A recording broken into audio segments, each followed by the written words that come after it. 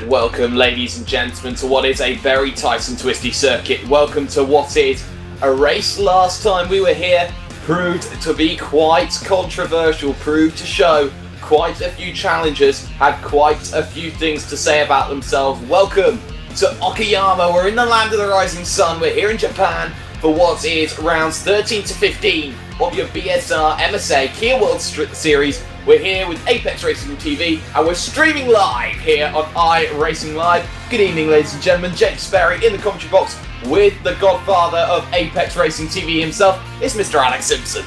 Yeah, thank you, Jake. That tickled me.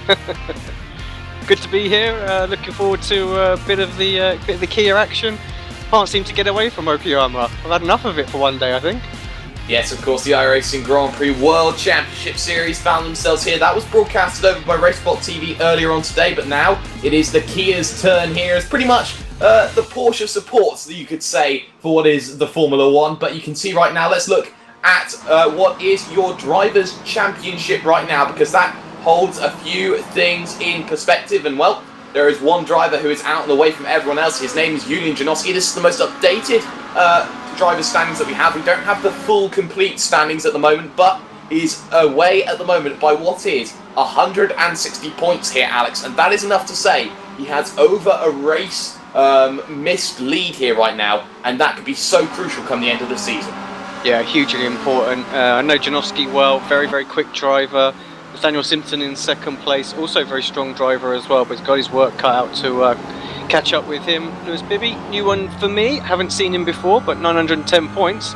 Looks pretty tasty up there. I would think he's got a good shout at closing up as well, not too far behind second place. Kip Stevens, know him well as well, 905. So looks pretty close, second through to fourth, and then there's a bit of a gap down to Peter Van Gaal in fifth place as well. Yes, there is, and what has to be remembered is there is one drop week here in this series. You can drop one race weekend, that's 3 races, but you can only drop the one of the first 8 races. Very similar to that Grand Prix Championship that we spoke about earlier, where it drops the first 12 races, or one of the first 12 races.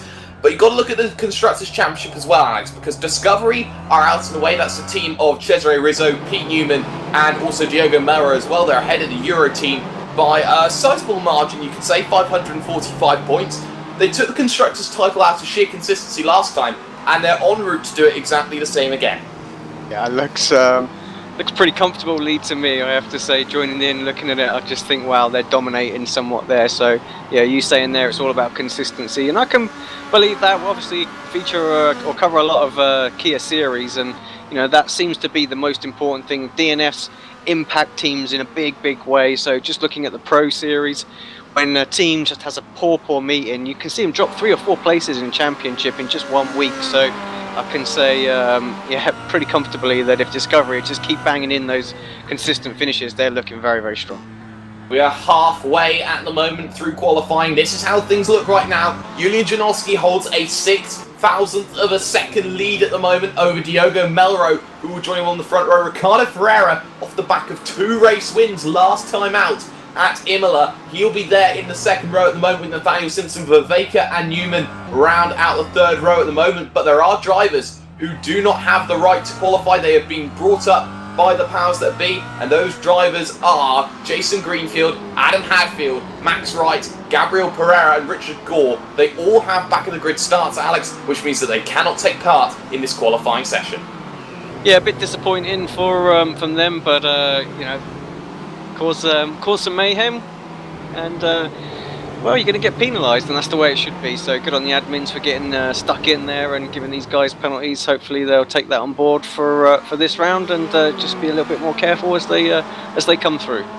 As they come through, let's focus then on what is the 103 machine. This is Rusty Russell Laidler then in that 103 Independence car machine. Heads himself down into the hairpin, and now the second half of the track is completely different to the first one, Alex, in the fact that it is all pretty much medium-paced corners, and it's very stop-starty, very light on the fuel, you could say, and you have to be very precise through these areas, because 1 inch off of the racing line, and that's it, you're finding one of these very fabled walls.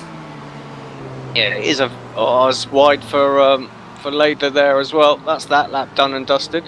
But yeah, you're exactly right. Narrow circuit. not a lot of places to overtake. I think we'll see a little bit more overtaking with the Kia Optima than what we saw with the McLaren MP430 earlier on.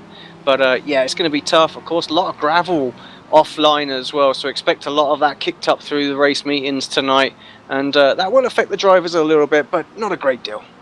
Not a great deal. Number 1, Pete Newman, drives to the line at the moment. Currently P number 6. Can he go any quicker? 1:42.7. No, that's an outlap. So let's focus on this opening half of the lap then with your current champion at the moment, the King of Starts. Into turn 1, he's just come along. That is ideally known as first corner. There's McLeod Evans going a little bit sideways just ahead of him through Williams. Got to be very careful through that corner. So easy. Drawing yourself a little bit wide. Now through this Moss S section and the outward curve. And it comes onto this big back straight here, Alex. It's a very, very big back straight. It's got a great opportunity for overtakes. And of course, Discovery, they all took each other out there in the last season. So there's got to be a little bit of cause for concern when they get on the brakes for the first time.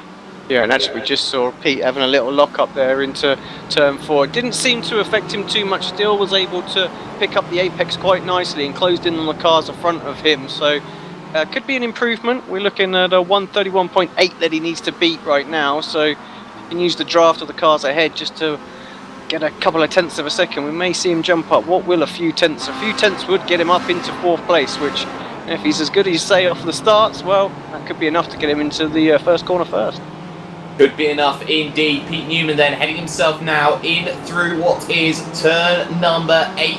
Well, turn number 9 actually on circuit then. Just has 2 corners to go. Mike Knight's corner and then the aptly named last corner here around Okayama. Of course, held 2 Formula 1 races, 94 and 95, dominated both times by Benetton. Pete Newman using the slipstream, driving for the line. Can he do anything better? Answer is a 1:31.9. No, he can't. One more opportunity for him. Clock ticking down. We're into the final minute here, Alex. And now people start gearing up for the Banzai lap. That's it. It's all or nothing now as well. I think Pete's lap's going to be compromised somewhat as well with the traffic ahead of him. It's already caught up, so I think we can safely say he's probably not going to improve unless there's some sort of generosity going to happen. And no, it doesn't look like that. So let's see who else is out there right now. Diego Melro halfway through a lap. He's 0.3 of a second off of Janowski. So let's see if he can improve before he before the count. Oh, he might even get another one here. No, he's not going to, is he? That start-finish line's way down the straight. Yes, it is. The clock is ticking down. Peter Van Gool will go down into pit lane. The question is, Carlos Daiguez just ahead in the 29. The Portuguese sailor, will he make it to the line? 3, 2, 1, and no, he won't. So he'll be the first to set a representative, and he gets himself a 1:32 flat. So no, it doesn't work out. Don't think Melrose gone any quicker. No, he hasn't. So now you can see drivers now starting to get themselves geared up. Russell Laidler and Julian Janowski are going to be next. Janowski's going to call it a day. Simpson's going to call it a day. The tyres just ever so slightly start to go off here on these final couple of laps. Laidler will drive to the line then. And the 103 currently on row 5 needs to get himself a little bit better. 32.1 needs to find more. Finds a 32.7. That is not good enough for Laidler. He'll stay where he is. Just looking to see everyone diving down to pit lane. Cesare Rizzo then for the Discovery team. He'll continue on his lap. Currently down on row 7. Not where he wants to be. But he's looking for something. And that something is not good enough at the moment. So it really hasn't worked out. Still a couple of drivers coming down. Looking for an opportunity. Lord Murray only goes P14. No, he doesn't. He goes P8. 1:31.9. Great lap. But he is automatically beaten by Lewis Bibby, who went from 23rd to 6th in the opening race at Imola, has just put himself on the 3rd row of the grid. And what a qualifying effort that was from him. Let's get the times up on the screen after this last lap from what is Alex Everett and Ricardo Ferreira as well. So let's see if they can improve. Answer for Alex Everett, 32.5 at the moment. It's not worked out. No, it's still a 32.5. And Ferreira behind does a 31.3 and gets himself even higher up into the 2nd row. Qualifying results on screen. Julian Janowski is your pole sitter. A very early lap time, which worked out well for him. 1:31.279, 6 thousandths. Make him the quickest man and gets pole position ahead of Diogo Melro. Ricardo Ferreira, the Portuguese sailor, puts himself on row 2. He's joined alongside by the Independence driver Nathaniel Simpson in Ghanaian colours. There you can see row 3. Lewis Bibby, the very quick Brit, joined with Roy Viveka there of the Euro team. Pete Newman, current champion, he's there in 7th with Kip the Hairflick Stevens in 8th. Law Murray and Carl Stiguez will round out the top 10, and looking further down, there you can see Russell Laidler, Craig McLeod-Evans, Peter Van Gool, Klaas Petterson there, of course, with Cesare Rizzo, Alex Everett out of position in 16th. Stephen Hall, his teammate there, with Ethan McColgan as well. Cars that haven't set a lap time are as follows: Gabriel Pereira, Richard Gore, Robert Plumley there, Max Wright, Adam Hadfield, Dave Christie, of course, and Jason Greenfield as well. 25-car grid here, Alex, and it's going to be so crucial here because with big numbers comes one major factor, and it's the magic T word. It's traffic. Hugely important this first lap. I think we'll see a lot of drivers. They know how difficult this is going to be to overtake. So I think we'll see some maybe some rash moves in this first race. What do we think? There is potential for this to happen, but it's going to be all about who can keep themselves calm, who can get themselves through the landmines very effectively. It is a difficult one heading down in towards turn number 1. You've got to be very careful about how everything turns up. But, you know, it's one of those things, Alex, where you get there on the first lap, you've got to be careful. You could choose to use the inside line, you could choose to use the outside line. Of course, the outside line is what the odd number drivers have and is also the racing line, so you could say it's better grip to get off the line. Yeah, we're just waiting for the last of the few drivers, but I think you're right. Let's just wait and see how this is going to work. Over to you, Here we go. Engines are revving. Green light is out on the iRacing gantry, and a fantastic start from row number 2 for Ricardo Ferrari. Instantly leapfrogs the car of Diogo Mara. Now you can see it's a turn of 1. That's Pete Newman collecting the side of someone and now heading himself. And there was Lewis Bibby, he caught down into the gravel at the first corner. And already you can see the carnage that is ensuing alongside cars. Find themselves really struggling on these cold tyres, cold track conditions as well. Really starting to play havoc.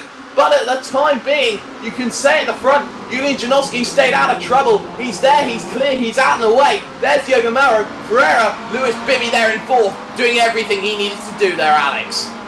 Yeah, good start from Bibby, but yeah, Ferreira was the man who really got the best launch there, but couldn't quite manage to make it stick and get up into P2. Got a few retirees already on this first lap as well, so not sure quite what's gone on there. Gore. These guys, did they get a lap down penalty or something like that? Because doesn't look like they've even come out of the pit lane. Oh, well, there are a couple of back of grid starts there, and people might have chosen to have missed the start altogether. That is one option that they could have had done, but now you can see Craig McLeod-Evans looking at Kip the Hairflick Stevens down to left-hander, not going to happen, and has to back out of it. There's a little bit of contact there between himself and Everett, and that's going to continue down to the next right-hander. It just manages to play itself out, but Alex Everett and Craig McLeod-Evans, of course, two very good friends, getting themselves a little bit too close for comfort, allowing Diguez now just to stay calm on the back. This is how things look then after your first lap of your motor race then. Julian Janowski then ahead of Diogo Moro, Ferreira, Bibby, Simpson now waiting in the wings, Russell Laidler there in 6th, Viveka in 7th, Kip the Hairflick Stevens has gone nowhere in 8th, and Craig McLeod-Evans still looking here at Alex Everett. There's another little bit of contact between the two, and there is actually Pete Newman here, Alex here, he's really trying to push himself through as Alex Everett gets very close and takes a little bit of the back of Craig McLeod-Evans. Yeah, Newman got a great run there, but boxed in, got nowhere to go. That damage not helping him, perhaps a little bit down on straight line speed. Has a little look down into turn 4. He's got the inside line, needs to hold it tight. Does just that. On board with Pete right now as we go up the back straight. Yes, and there you can see you just trying to climb through the gears. Make sure that you get that slipstream. Work to absolute paramount, as you can see. Really trying to work this one here, and down on the brakes. You can see the slipstream train starting to take effect. Can't quite get the move sorted. So that one is going to play itself out in the later laps. Let's look then at the battle for 4th place at the moment. Nathaniel Simpson in the 100, all over the back of Lewis Bibby's England machine into number 21. Down on the brakes into the next left-hander. This is turn 8 on circuit, and behind Laidler runs a little bit wide and will lose himself off the back. But crucially, this opening train of 5 or 6, it hasn't broken away, but it has spread out just a little bit, Alex. Yeah, front guys look pretty comfortable at the moment, but you're right, this is where the battle is. Simpson wants to get back past Bibby. And yeah, good run out of the final turn. Maybe an opportunity. Just couldn't seem to get any closer than that 0.2 of a second there. So yeah, perhaps slight differences in the exit there. Good exit from Bibby. Was able to hold on to it. Yeah, just about, and that was so crucial. One's a little bit wide actually through Williams, and now through the Moss S. He is going to be a little bit under pressure here from what is the car of Nathaniel Simpson, but you do have to look up to your leaders right now, because Diogo Muro is waiting and can sniff an opportunity. He will sit in the slipstream, but is just, for my reckoning, a little bit too far behind at the moment, but can really push the matter on the man with 4 race wins so far this season, who has been a revelation. Of course, he got the most race wins last season with 8, and was looking for another one. There you can see Nathaniel Simpson had another little look then at Lewis Bibby, still couldn't get it sorted, but you can see just how making a move compromises the run so much around here. It's all about staying on the racing line, and the moment you deviate, you've got to get past or you're going backwards. Yeah, especially in that tight infield section is really key, just to be absolutely on the right line here. Of course, the front wheel drive Kia Optima wants to understeer at every given opportunity, so the minute you want to try and push it through one of these tight hairpin corners, you really start to struggle. Yeah, you do. Let's focus on the Alba machine and number 11, Craig McLeod-Evans, once again, because he is holding up what is effectively known as a trolley train right now. Everett, Dykes, Newman, Rizzo, Murray, Pereira, Van Gool, Hadfield, Plumley, all in this train right now. So it really shows that from 18th all the way down further through the field. But we're going to look at Dykes because he's having a little look. Alex Everett, who's last of the late breakers. Make sure he holds it, but behind Cesare Rizzo, under threat from Lorne Murray. Murray had a little bit of a look into turn number 1. Couldn't quite get the move sorted there, Alex. Now, Carlos looked like he had the best run there, but just not quite confident enough on the brakes to pull that one off. And they're still going at it, this little battle ahead, so Everett really close to Evans right now. And Evans runs just a little bit wide. Surely Everett's going to get a run this time.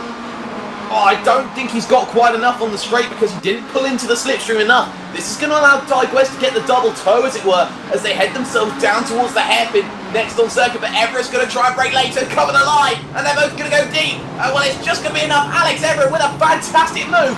Coming back here from McLeod-Evans. Not going to happen, and Pete Newman looks to get opportunistic on Dykes. Doesn't happen. Great move there, Alex, to push himself +1. And well, that's a very good move. Just get that material gain for Everett up into 9th position. Fantastic overtake from Everett there. I honestly thought he'd missed his braking point. He was just looked like he was coming in way too hot. Thought he was going to run out wide, but absolutely hooked the apex up perfectly there. Fantastic move. Fantastic move. Let's look a little bit further up through the field then, because Kit the Hairflip Stevens in the number 4 has Roy Vervaker in the 22 just ahead of him, and ahead of both of them is Rusty Russell Lader in the 103 machine. But Vervaker and Stevens here, Alex, there are 2 drivers who are still yet to pick up their first win in this series, and with the calibre that they've shown in the Pro Series, the calibre that they've shown in the Club Series, you have to say they really are drivers who can really push themselves to the limits and should have race wins, but it just shows the quality of this field. Yeah, you're right. I think at some point they're definitely going to pick up one. When that will be is anyone's guess. The right reverse grid and some shenanigans can always help that, shall we say? But yeah, Kip's a Pro Series champion. Vervaker has done a fair bit of the Club Series. I believe he's won the Club Series as well. So he's pretty tasty in this Kia. Down the inside goes Nathaniel Simpson at the hairpin. The 100 goes through on Lewis Bibby's England machine. He moves himself up into P number 4, the Bristolian man with the Ghanaian colours. And well, it really shows just how he made the move. If you look at your top 3, gap when they crossed the line last was 0.7 of a second to Janowski here, as we are at the moment about 7.5, maybe 7.75 minutes through in just a moment's time. 1/3 of the way through your race here on iRacing Live, and it really is showing here that this first race of 3 of the night, round 13, is starting to show. We haven't seen the major battle for the race lead yet, Alex, but it doesn't have to be. Janowski's controlling the race from the front, as he has done so many times before, and he doesn't have to break away. It doesn't matter how much time you have on everyone else, it just matters that you're ahead of everyone else. Yeah, absolutely. As long as you're there on the final lap, that's all that matters. And yeah, it seems like he's able to pull away a little bit, almost at will, and then Milroy pulls it back. So I don't know if Janowski's just taking it a little bit easy out there or what, but Ricardo Ferreira, very quick driver as well. The guys need to watch him. He was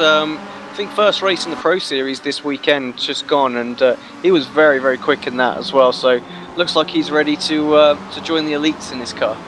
Yes, most certainly so. Of course, he's on the back of a double victory at what is Imola. Look at Craig McLeod-Evans then in the 11 again. He's looking again at Alex Everett, and close quarters, none given as they head down the back straightaway once again. Dykes in tow, and also Pete Newman, the king of starts, who didn't have the best of starts this time. Couple of retirees to announce. Richard Gore and Ethan McColgan not here. To the inside goes Craig McLeod-Evans, and he's going to make that one look easy, but he runs a little bit wide. Blocked past Central as he gets himself through. Now Dykes will possibly look at the outside, but there's a little bit of contact, and to the outside will have to go the car of Craig McLeod-Evans. Down the inside goes Pete Newman. There's a bit of contact, and they all keep it together somehow, and here comes the car of Carlos Dykes. 2 for the price of 1, you betcha, but it's not going to be as easy as that. Still there is Evans. He's got the inside line for the next one. I think that's Kia racing at its pinnacle right there. That's exactly what you expect to see in any broadcast that you tune in with these Kia Optimas.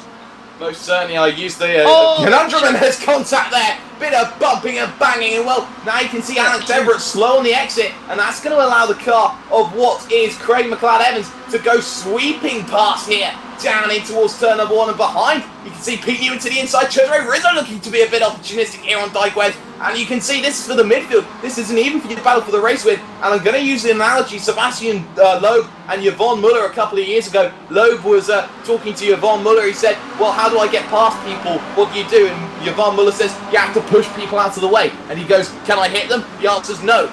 You're not allowed any contact. So how do I get past? You push them out the way. Well, I'm just looking at that pack right now. That's just insane as well. There's 0.2 of a second separating a good 9-10 cars there in that little pack. That shot, look at it all coming down the straight. Absolutely fantastic as well. Everyone jostling for position right now as well. All moves going on. Who is that side by side? I think that's Murray, is it? And Gabriel Pereira. Yeah, Gabriel, yeah. Most certainly, now you can see Murray has to run wide at Revolver, which will compromise the run through Piper. And now you can see here, Murray just starting to get a little bit twitchy. You've got to be careful here in these massive groups, because it can all end in tears so quickly. There is a bit of contact between the two, and it almost did end in tears as they head into the right-hander then. After a series of 3 laps, of course, there's only 4 left-hands on the circuit. Around this contact, and Pereira and Murray go across. Paul gets caught in the complex, and it's all ended in tears. We said it, and the commentators curse. It comes back to bite them both, and it's all ended horribly wrong there, Alex. Yeah, we see it time and time again in any race that we cover with these Kias. Once they get into each other on that rear quarter panel, well, yeah, they're toast, basically. There's nothing the drivers can do. The cars just get stuck together, and unless they get completely out of it and just give up positions, well, they ought to, frankly, because that's the end result. That's the end result. Lewis Bibby has found himself a way back through on Nathaniel Simpson in the battle for 4th, but that one's not over yet, because you can see Nathaniel Simpson will move to the inside, and this one, very, very comfortable, gets to the kink there just ahead of him, and before he gets there, I think that's resignation that you have to say, Alex. The move's done, very sorted, and they have to work together to get themselves away from Rusty Russell-Laidler, or to get back. Newman going for a move, sorry to interrupt. Newman into the hairpin there as well, gets that move pulled off, and Everett has to go defensive, does, and holds on to it, just loses the 1 spot, but yeah, Pete Newman up to P10.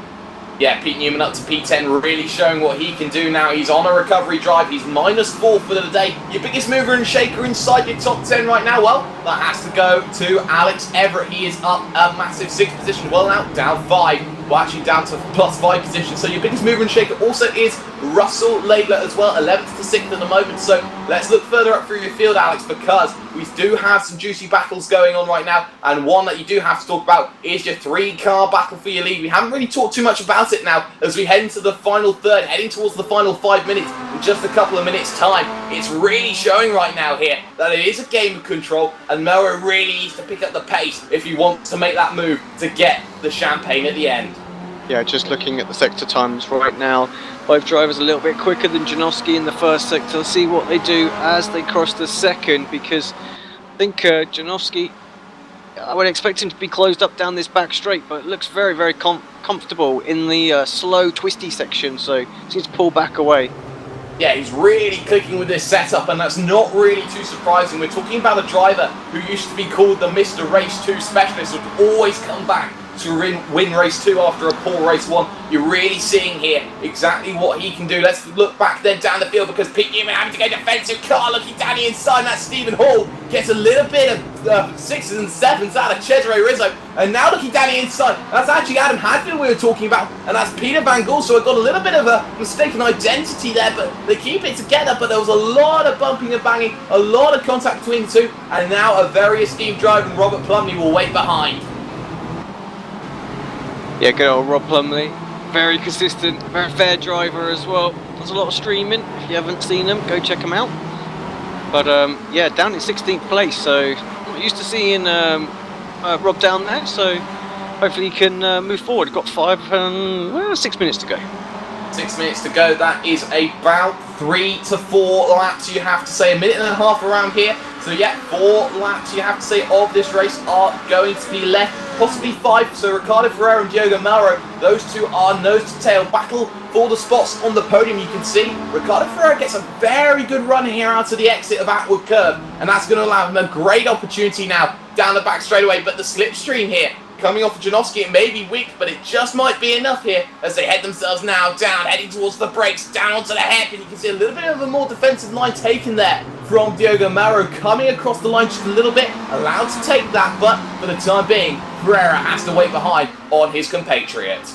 Yeah, it looked like Melro just a little bit unsure whether Ferreira was going to just throw one up the inside or not there, so he thought he would cover off and just make sure there was no opportunity for that.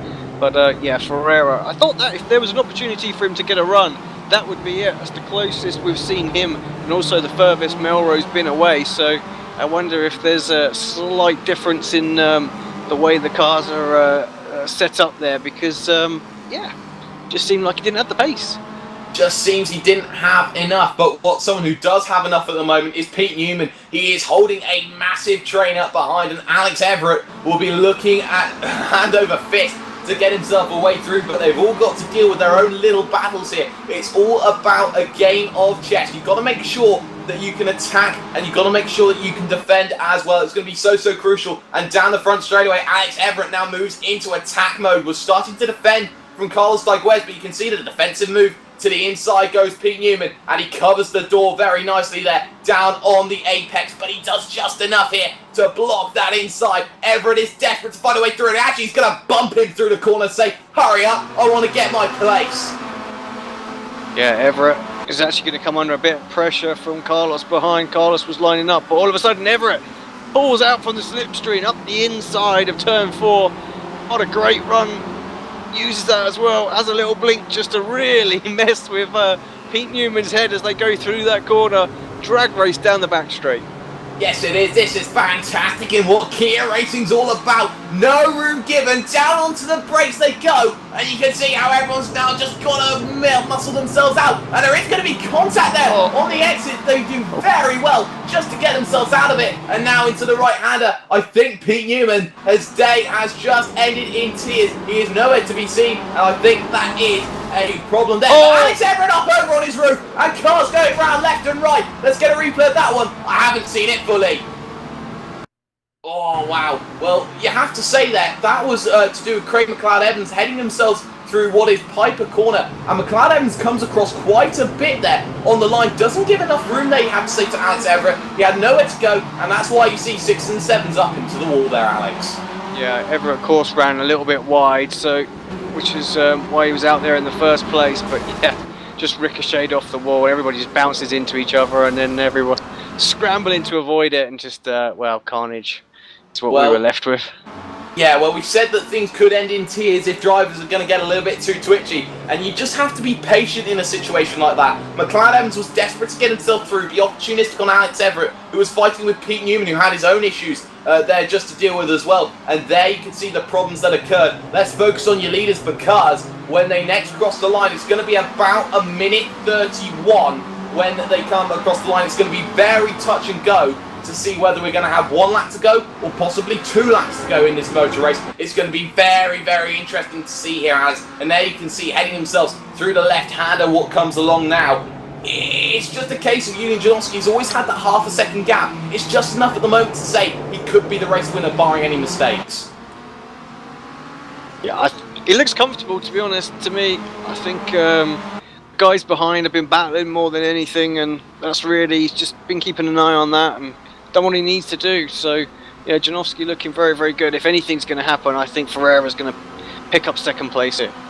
That could be the potential that we can see a 1:32.2 from Janowski last time by. Compare that to the 32.1 and 32.2. So the tyre degradation, about a second, is what you can see can come off here. Time on the clock is 1:30.7. So you have to say, this is your final lap of your motor race. No questions about it. Heading through the Moss S. And now Diogo Mara will have to look over his shoulder because Ricardo Ferreira might try to throw one up the inside. Runs a little bit of a wider line there, trying to get a better exit, but that's as close as he's ever been. He's really looking for an opportunity. Now you have to say it's Ferreira. He is right tucked in that slipstream, moves to the inside, and now Diogo Mara's got to be careful. They've switched the beams, heading themselves down. On the inside is Mara, outside Ferreira, round the outside he tries to look. Down at the corner known as the hairpin, not going to happen. No run for the revolver, and now it's about desperation because that gap is just a little bit too far, you have to say. And you have to say there is one man who is just fighting above all odds, who you had to say was Mr. Second race winner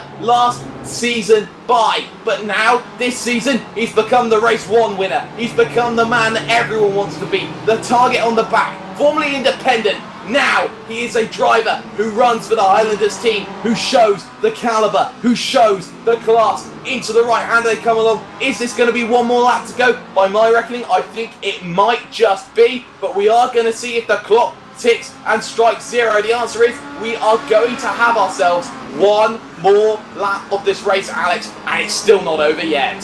Yeah, white flag came out. Sometimes it goes straight to the checkered, but they were just a little bit too close to the line, so they let them race that 1 more time, which is great, just what we wanted. It's certainly what we wanted, and maybe we got another opportunity here. There are battles up and down the field as well. You've got to look, Lewis Bibby and Rusty Laidler. They are going to be going at it hammer and tongs on the final lap as well. You've got to keep an eye out on that one, but we're going to stay with Ferreira, who again looks for that opportunity, but he doesn't have as good as a run this time. It could have been last lap, but no, this lap, I think he's too far back once again. It certainly isn't working out in his favour, and Janowski, who stayed calm, who stayed cool, is going to stay very, very patient here, and he has done everything right. He's let these other two look to try and scrap it out. His pace has been so electric. You could say it's Vettel-esque in the way that he's just dominated from the beginning to end, and now you can see Ricardo Ferreira really looking for an opportunity. Of course, bonus points for most laps led. That will go to Julian Janowski. Bonus points for pole position. That will pole position fastest lap, you have to say. It's going to go to Julian Janowski. And the clean race bonus, well, that one you have to see for yourself, because Julian Janowski has 2 corners to go in this one. Mike Knight, and finally the last corner, because Julian Janowski is a 5-time winner in 13 races. He is the most dominant driver, you have to say, and he has the right to win because he wins in dominant fashion at Okayama. What a race win for Julian Janowski there. And you can see the podium, Mara and Ferreira, Simpson unchallenged to 4th, and the drag race to the line, Lewis Bibby will edge out Russell Laidler there, Alex. Well, you missed a little bit of shenanigans with Bibby. We just about caught a little glimpse of it on camera as we were flipping back and forth between the battles, but yeah, Bibby and Laidler made pretty hefty contact, and actually good on Laidler, because he didn't try and pick up the position with the contact there. He waited for Bibby, and Bibby came through and maintained that 5th place. So good sportsmanship from Laidler. Good sportsmanship from Rusty, but that was a fantastic result then for every driver involved. Couple of drivers who find themselves a couple of laps down. I believe that there is one driver here on the leading lap who's trying to come through. That is Stephen Hall for the Cymru team. They have not had the best of days. Alex Everett out. And you can say that there are a couple of drivers a few laps down. That is going to throw a spanner in the works to the grid. But this is your classified results then from round 13 of your BSR MSA Kia World Series here on iRacing Live. Julian Janowski takes the win by 0.6 of a second over Diogo Mara's Discovery machine. Third for Ricardo Ferreira, and there you can see the further down the field, likes of Simpson, Bibby, Russell Lader there, good sportsmanship from him. Roy Viveka edges out Kip the Hairflick Stevens, who cruises home to 8th in the end. Dyquez and Plumley round out the top 10, but there you can see Max Wright from the back of the grid, 22nd to 11th. Plumley was 21st to 10th, biggest movers and shakers. There you can see Rizzo, Van Gool, Greenfield. Dave Christie there, of course, he's a commentator up in what is Knock Hills race circuit, so big shout out to them. And when you have to say there are a few drivers who haven't had the best of days, Adam Hadfield, Pete Newman, Alex Everett, Craig McLeod-Evans, Pereira, Peterson, Ethan McColgan, and Richard Gore as well. So let's try and get ourselves a driver interview then, Alex. Let's bring in Diogo Mauro then into the commentary box, because he's really shown himself to be really good today. He's really shown the pace. He's shown exactly what he can do. And well, he is with us right now. Diogo, a fantastic result for you. You finish off in 2nd place, but it just seemed for you that you were always stuck in the middle of that sandwich, and it's the most dangerous place to be. Yeah, I had to try and attack and defend from Ricardo, but even with the draft, I couldn't catch Janowski. He's in a really great form, so yeah. Really great form, of course. You do have your drop week already used in effect, because you didn't show up to one of the first 6 races in the calendar, but you find yourself in a position now where you're looking to try and get points on Janowski. You're going to be very hopeful for that reverse grid that will be coming up in just a moment's time. Is it a case of you can't beat Janowski outright and you were looking to really consolidate some secure points and look at the Constructors' Championship? Yeah, Janowski is driving really well, and I'm having trouble to fight for the 1st place, but let's hope that he doesn't get a great result from this 2nd race. So, Alex, we are now going to turn to you, because we are now going to look at the wheel. This is the first of 2 times we're going to spin this wheel, because we have ourselves a reverse grid situation. Spin the wheel, Alex, and we're going to see where everyone places themselves out in the shuffle. Yeah, let's see where we get. All of a sudden, it doesn't want to show up for us. Oh, well, that is just absolutely fantabby-tastic. There we go. There we go. Well, here we go. Let's get this wheel spun out then, because we're in a position where we can spin this wheel. Alex, spin the wheel. Let's see where everyone gets and places themselves off. Here we go then. Where's it going to land up? It looks like it's going to be 5th. I can't see it reaching a full. And the answer is? It is, yep, 5th indeed. It is going to be a 5-place reverse grid. So Lewis Bibby will start off on pole position. Absolutely fantastic for what Janowski wanted. That's the 3rd 5th in a row that we've had here in this series. We had 2, of course, at Imola, and now 1 here at Okayama. Stay tuned with us, though. We'll be back after these few messages, and when we come back, round 14 of your BSR MSA Kia World Series Uninterrupted Live.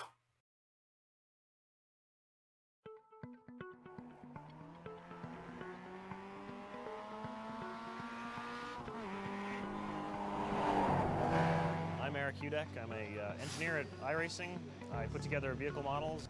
Started earlier in the year with a partnership with Mazda and Long Road Racing Engineering, where they supplied us with access to the car data, access to their drivers to allow us to put together really high-level vehicle model, and it's turned out really well so far in the development stages.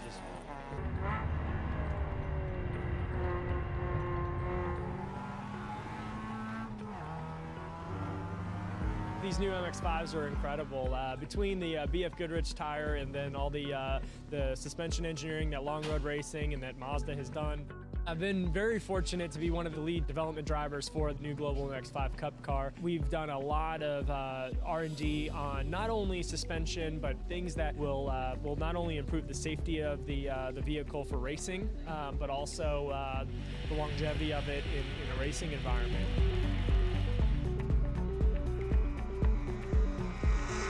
A couple fun aspects have been for us, not only on the suspension development side, but the virtual world side with iRacing, actually mirroring some of the same, for instance, damper settings or brake pad changes that we've made for different compounds and such, and then we'll actually mirror that in iRacing. It's incredible to me how similar both when we were driving the car on the test day and then we're on the sim, that we're actually able to make changes in iRacing to the damper valving, and it correlates exactly to our findings on the racetrack. It was quite interesting. It was sort of the first time in iRacing where we developed a car in the sim along with the manufacturer and a race team. Generally speaking, a team or a manufacturer will send us a data dump of information covering everything from tires to aero, if the car is set up that way, all the mechanical bits. The big difference is those cars are generally already in production or already racing, and this go around it was essentially from scratch. When Long Road Racing received their cars, we started getting our first bits of data, and as they got more data, we got more data, and we were able to go back and forth in the sim and compare with how the car performs on the racetrack.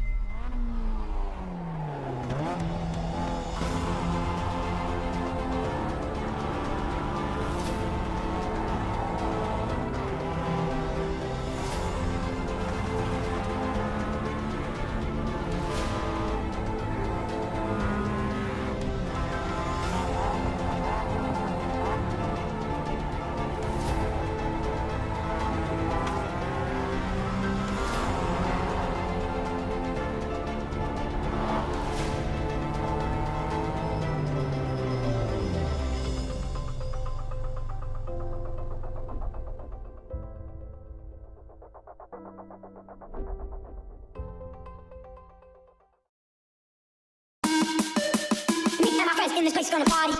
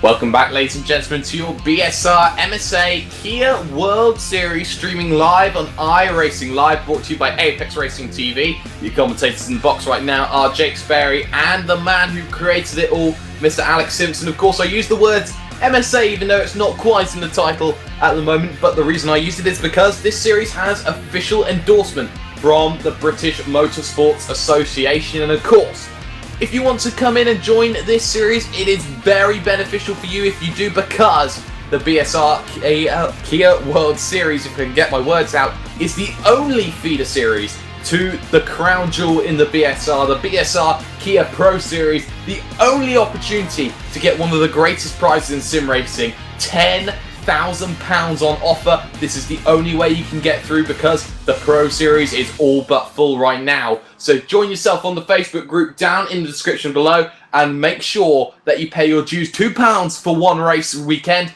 or £12 for an entire race season. And of course, if you are brand new to iRacing and you want to join for the very first time, you can get 3 months for the price of one on your subscription with a promotional code PR-BSRTC. That one's also in the description. Along with this code, get €30 off of any JCL Sim Racing products. JCL Sim Racing to be faster with the promotional code 5VATA1KA. And of course, we are also sponsored by Crest Glazing for all your double glazing needs up in the Scottish Highlands. And of course, Alex, it was a very interesting opening race. We saw domination in the end from what was the driver of Julian Janowski. Didn't really have too much of a problem, and now he gets the best possible reverse grid that he could have asked for. Yeah, exactly. I mean, just the 4 cars that he's got to overtake, really. So, yeah, it's going to be, it was a brilliant first race. I mean, first time I've really sort of covered any one of these, of the World Series races. So, a lot of action, much the same as we see on the Thursday night. So, and yeah, just a small reverse grid though. So 5 cars, he got lucky there, and I can probably see, you know, those 3 or 4 drivers just coming through the field again, and we could even have a repeat podium here.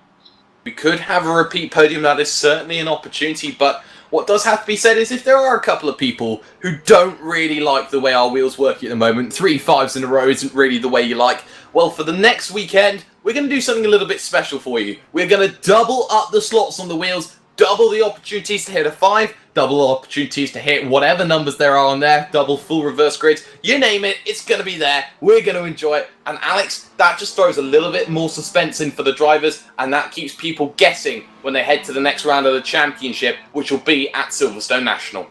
Well, I love these reverse grids, the way we do them with the wheels as well. You know, the BSR really the only series out there to do something like that, because you just don't know what's going to happen. You don't know where you're going to be. All the drivers tune into the broadcast after the race because they all want to know where they're going to start.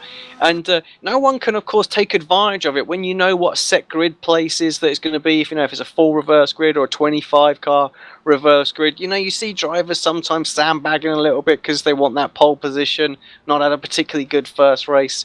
So all of that's completely out of the window, you know, just like now. I mean, Janowski would have been crossing his fingers for that 5th place to come up and absolutely want to win. But of course, next race, you know, he could well win it, and for all we know, he could get a full reverse grid and he'd be right at the back. Yeah, the only thing that is really a worry for those drivers here who are looking for an opportunity, they've got to be within 2 racing laps of the driver ahead. If they fall 2 laps down, they find themselves in a position, Alex, where they're not going to be affected by the reverse grid. They're going to have to start at the back regardless, and that's so crucial, because the moment that you get a wrong tap, you hit the barriers, your race is ruined. You know you're fighting for the rest of the weekend.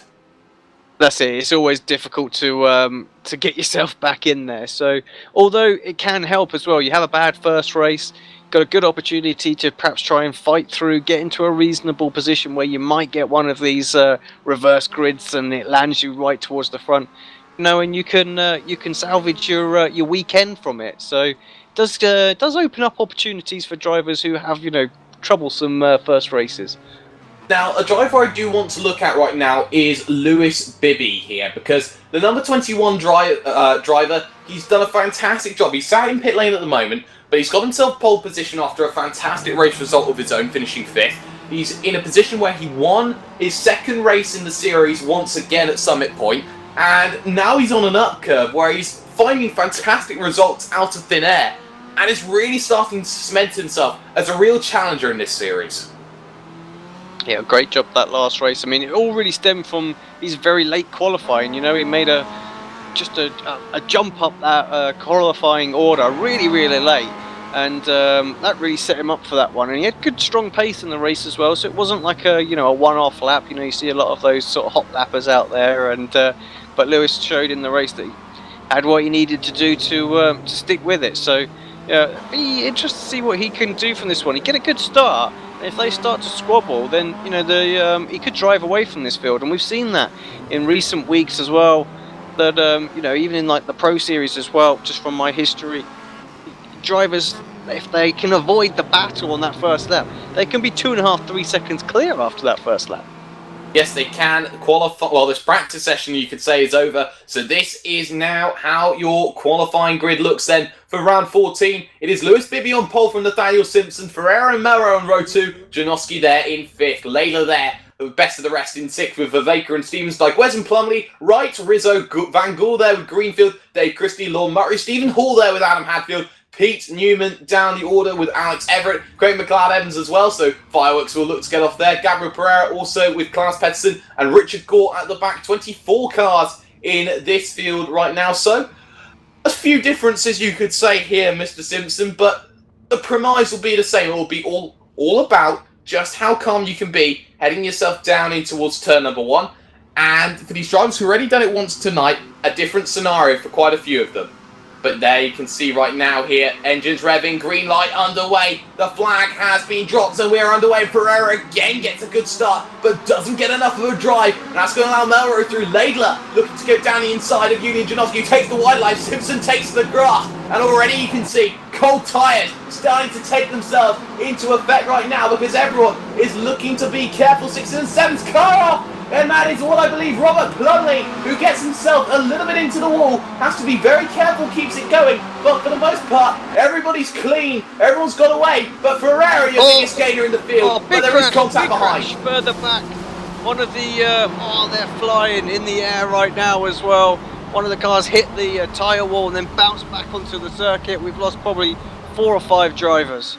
Oh, that's Max Wright as well. And he got massive collision there with, I believe, Craig McLeod-Evans, who can't keep out of the walls right now. Nothing he could do. Spiraling, corkscrewing through the air. Well, if there was a phrase to a barrel roll, Max Wright has just won the competition. He's done many barrel rolls, heading himself through, but you have to look at what is the front of your field right now, because Ricardo Ferreira's actually got himself into the race lead here ahead of Lewis Bibby. He's got to be very careful to stop this slide going on. Your top 5 who remain unchanged a little bit, but there is contact in your midfield. That's a Camry car with a Discovery car, and I believe that was Cesare Rizzo involved with what I believe is either Adam Hadfield or Alex Everett, I have to say. Alex, did you see any of it? Just the aftermath more than anything, and somehow they managed to keep themselves from having a major incident there, but they have lost a fair bit of ground to, I'm trying to see who they're chasing, so it's Carlos ahead of them now. 2.1 seconds is that gap, so, but they all survived. I guess that's the most important thing. All survive indeed. Plumley then looking down the inside of the car of what I believe is Cesare Rizzo, who looks to the inside of Williams and will have the line, but around the outside goes Robert Plumley, and he looks to hold the position. Pete Newman getting very aggressive as well here in the back of your pack right now. Has a teammate to work with here, has a dancing partner as such, but let's look up through the field because Julian Janowski sat very comfortably, perched like a hawk on the back of Nathaniel Simpson. Could look for an opportunity down the inside, and well, is this going to be very easy? Moves to the inside, gets themselves down on the brakes, but Nathaniel Simpson just about holding on. Will have the inside for the revolver, Alex. Yeah, should be able to hold into this, does he? Oh, it's close. It's good hard racing as well, that's what we want to see. We missed a lead change in the first lap as well. Ricardo Ferreira has got the lead off of Bibby in that first lap with all the shenanigans going on. We missed that.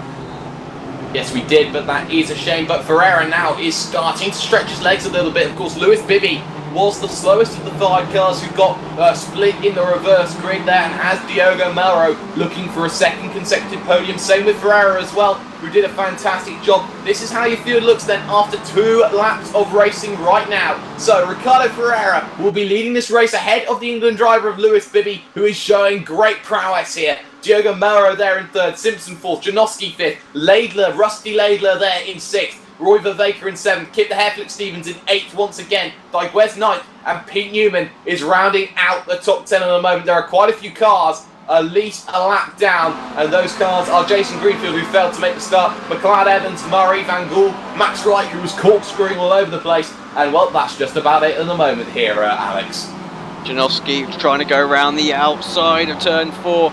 It's not going to happen. Gets a good run. Surely this time Simpson hasn't quite got the slipstream he had last time. Should be easy pickings.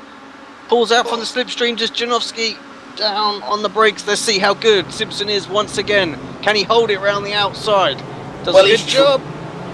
Oh, he's trying it. He really is trying it. He does have the inside though for the revolver, and he can be as mean as he likes from here. Still side by side though, as they head to Piper, and they're going to get closer. Now it's going to have to be a 3rd corner side by side. You have to say, well, a 4th even, as they head themselves down on the brakes into the next left-hander. And now the inside heads for Julian Janowski, and this is great tenacity from the Highlanders driver, who will get himself through on the inside, and what a move. And now Laidler looking to make his way through the independent driver, only his 5th race start to the season, and now you can see Janowski, great tenacity there, Alex. He did a fantastic job to get up into 4th. Yeah, great driving from both of them as well. Simpson to try and hold on to that as well. Janowski's proved that he's definitely got a little bit of pace advantage over Simpson in this this race meeting, but yeah, great defensive driving. Took 4 or 5 corners there to get the move done, but Janowski very fair. Didn't squeeze or try and push anybody off the circuit there. So good driving. It's exactly what we want to see.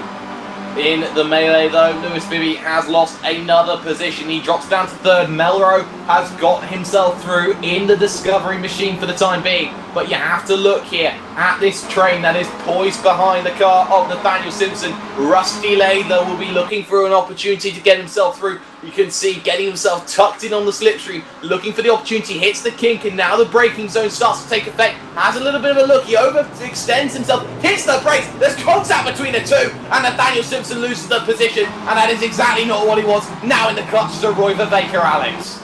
Nah, he won't be happy at all with that as well, especially after the last lap, just proving that, you know, he can go side by side, and had such good racing with Janowski. And yeah, Laidler sort of stuck his nose in there, wasn't quite alongside.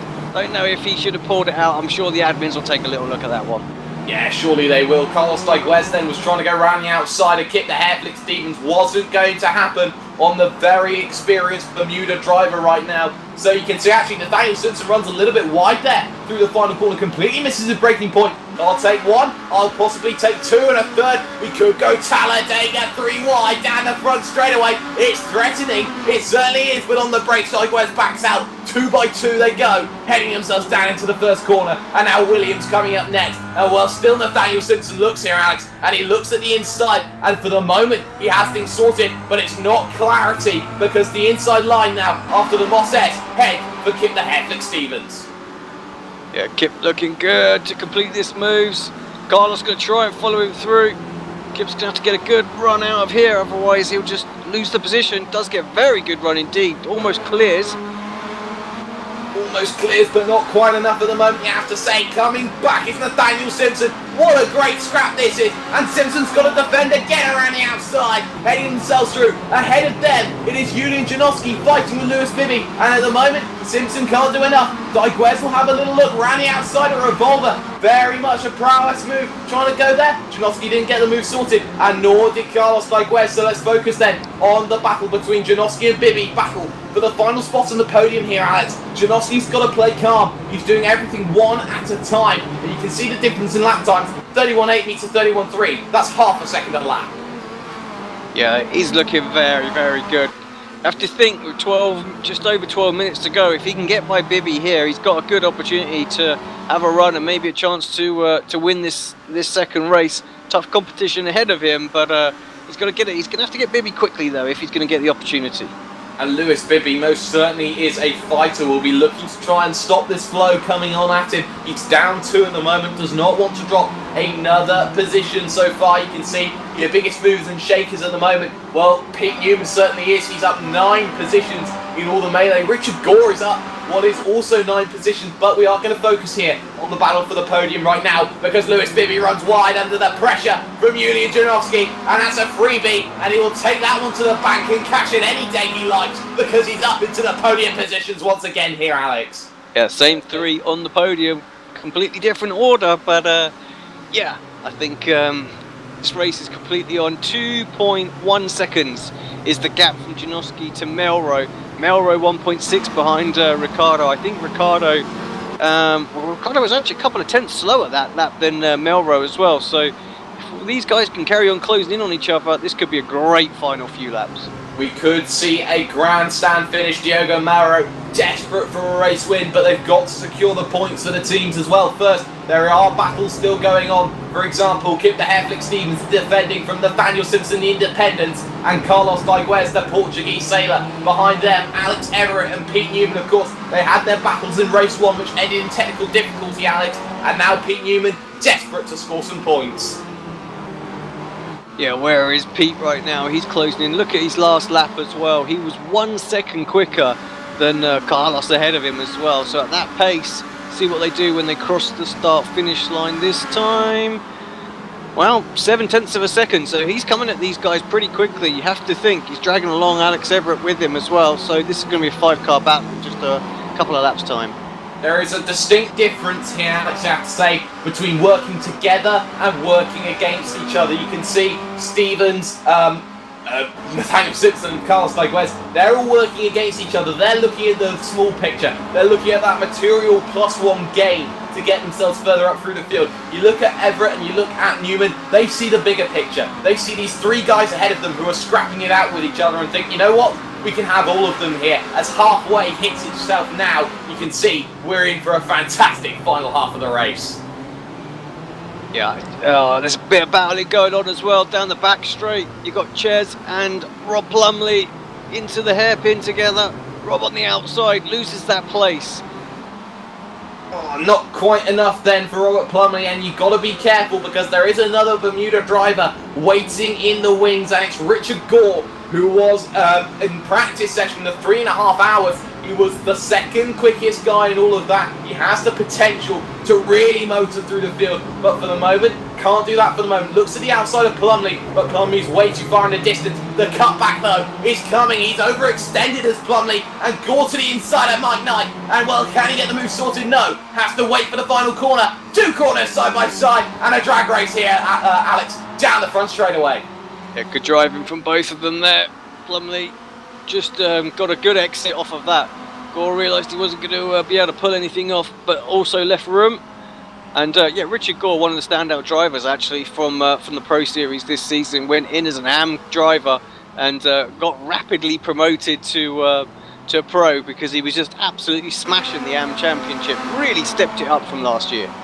Really did, and well, you got to look at the battle for the lead because that one has opened out 2 seconds the gap then between Ferreira and Melrose at the moment. Janowski only 1.5 seconds back, could close down in. Then you can see here the gaps just opening up a little bit here, but Simpson down to the inside on Kip the Hairflick Stevens. Bit of contact between the two, and now Stevens has got to defend from what is Carlos Diguez there, who is on the outside. Can he get it sorted? 2 corners side by side. Very similar situation to what we saw Janowski earlier try to do on the driver of what I believe was Lewis Bibby. And you can see again looking for the opportunity around the outside. It wasn't even Lewis Bibby. I think it was Russell Laidler or Nathaniel Simpson down the inside then here into the next right-hander. And they're still side by side.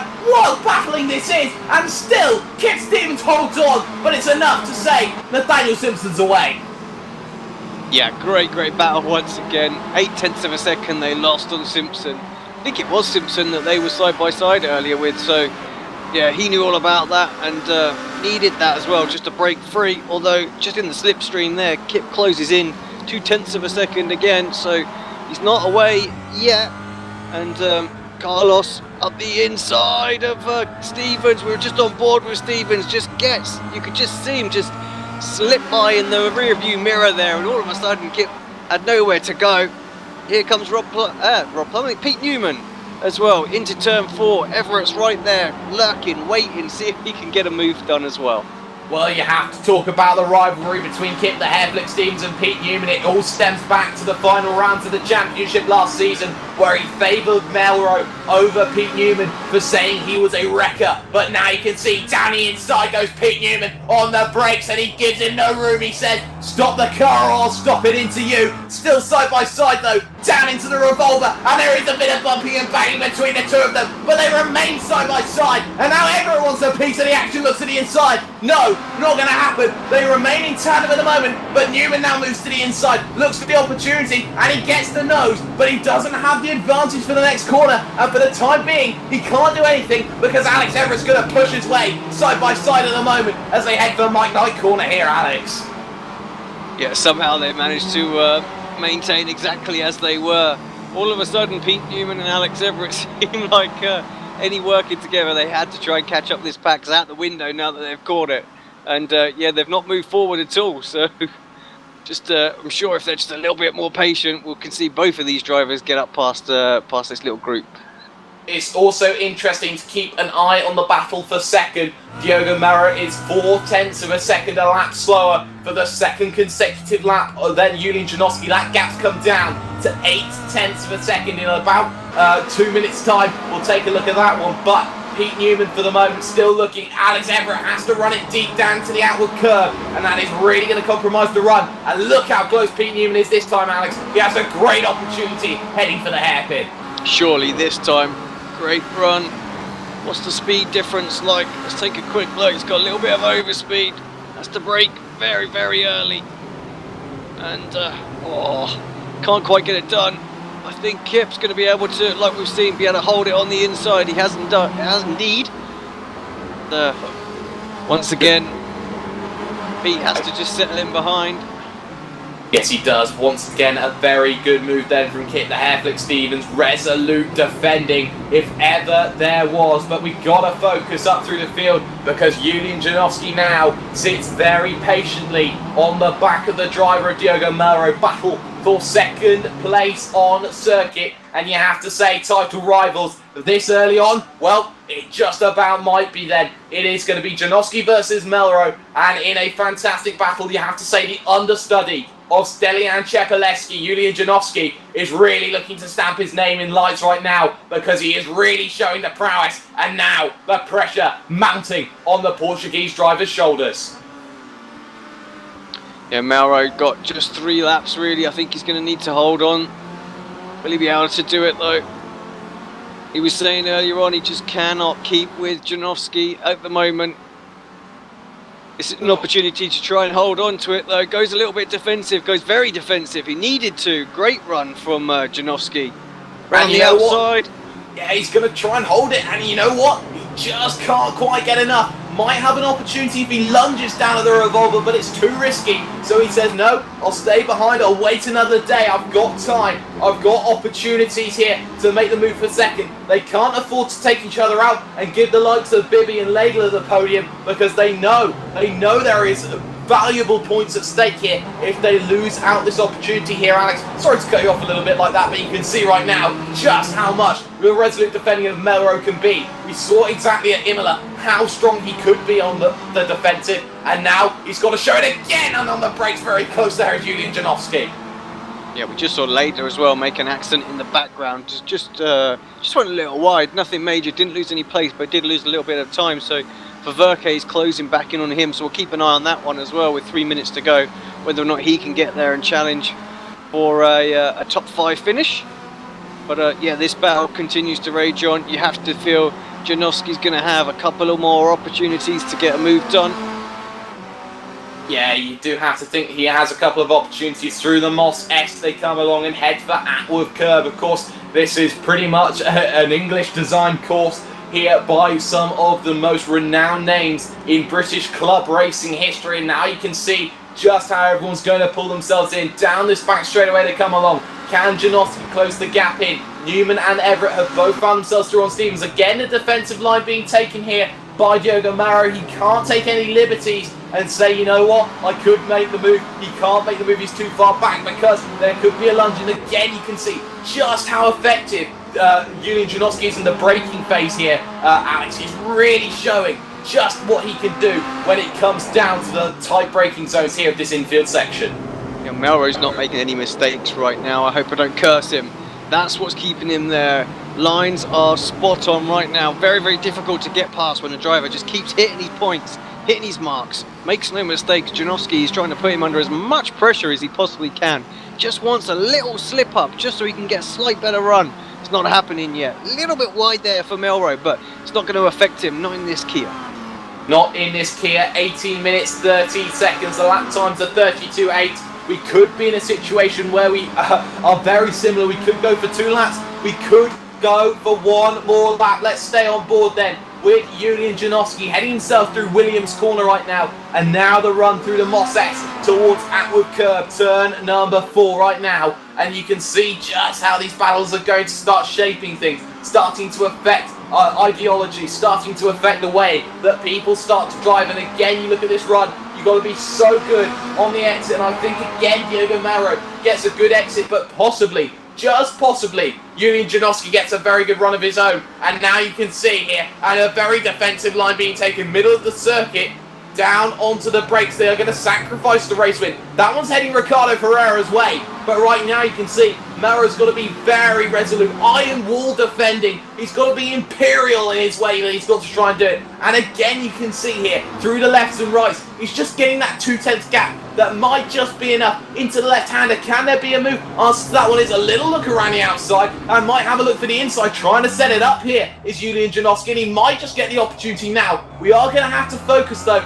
to see whether Ricardo Ferreira will cross the line, and this will be the final lap of the race. I think it might just well be. We are going to see, yes it is, final lap of the race. Ferreira's going to take the race win, and there's a slide, and I think there was contact between the two, and Janowski's going to stay behind for sportsmanship and take 3rd place, which means Maro will get 2nd. That could have been a very controversial finish. Ferreira wins, Maro 2nd, Janowski in 3rd, Lewis Bibby comes home in 4th with Laidler 5th, Roy Vervaeke there in 6th position. And wow, let's get a replay of that one then on the final corner, because that one could have ended in much more tears than that.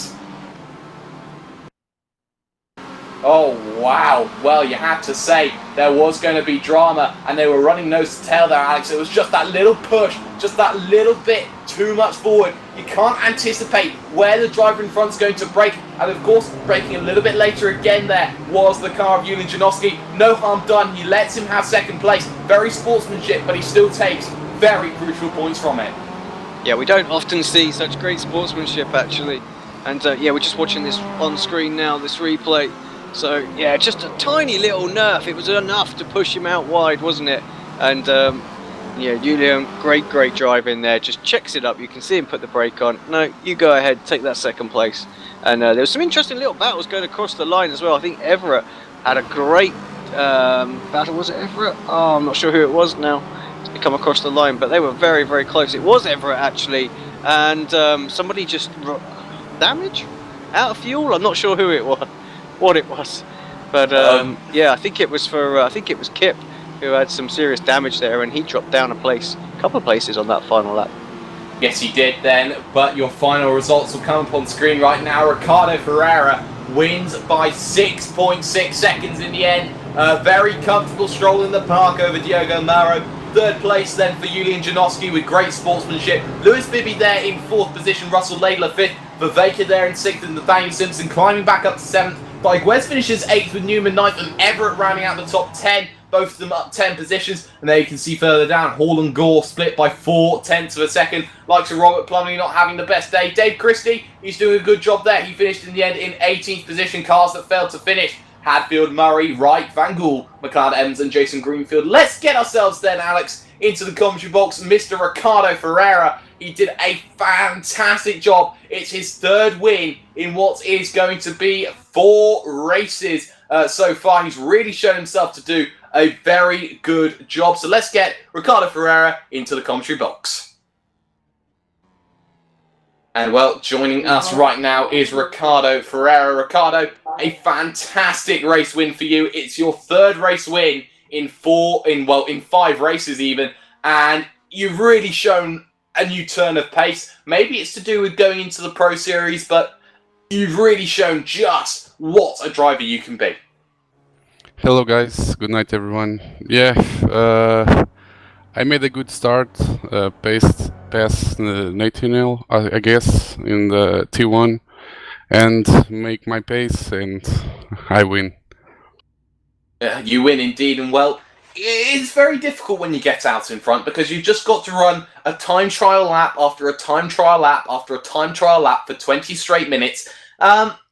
Is there a case where you could lose concentration very easily, or is it something that you think is one of your great strengths, just running on your own? Well, I need to know more this car because I only made Skip Barber races and GT3 races. So if I know when I'm in the draft, if I know better the car, maybe I will get more wins. But I need time. Yeah, and I practice a lot in time trial. Need time indeed, and well, a very good race win for Ricardo Ferreira. Thank you for joining us. But Alex, final time tonight, we are going to spin that wheel because we need to know where everyone is going to place themselves out in the shuffle. Here we go then. Final time.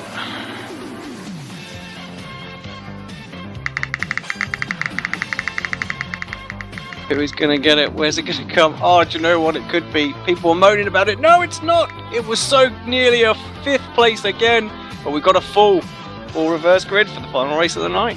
A full reverse grid means Adam Hadfield starts on pole position after finishing 19th. A big reverse grid. The last thing that Ferrara wanted, Melro wanted, Janoski wanted, and now we take the final break of the night. When we come back, round 15 of your BSR MSA Kia World Series, exclusively on iRacing Live, brought to you by Apex Racing TV. We'll be back in a few minutes.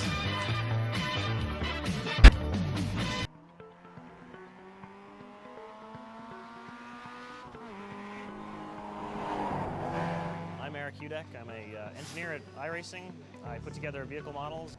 Started earlier in the year with a partnership with Mazda and Long Road Racing Engineering, where they supplied us with access to the car data, access to their drivers to allow us to put together really high-level vehicle model, and it's turned out really well so far in the development stages.